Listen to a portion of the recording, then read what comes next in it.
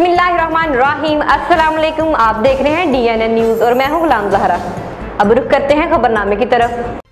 चमन में deputy commissioner राजा अतर अब्बास ने शहर के तमाम बैंक मैनेजर को लेटर जारी किया कि फौरी तौर पर अपने बैंक में कायम ATM मशीन को बहाल किया जाए और शहरियों के लिए फ्रेश नोटों की दस्तयाबी को यकीनी बनाया जाए।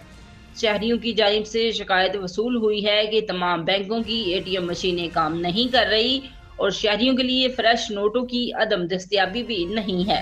लिहाजा आपको अपने मुतल्लिका बैंकों की ATM मशीनों को ऑपरेशनल करने और आवाम के लिए मुस्बत तौर पर फ्रेश नोटों की दस्तयाबी को यकीनी बनाया जाए। Deputy commissioner Chaman captain Raja Atar Abbas.